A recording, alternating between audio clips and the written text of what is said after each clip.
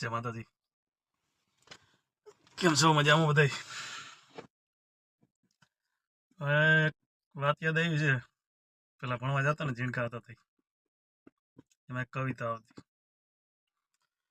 કવિતા કદાચ ને તમારે આવી હોય કે ના આવી હોય, અમારે તો આવતી. સાંભળીને કહેજો મને પછી તમારે આવતી કે નહીં.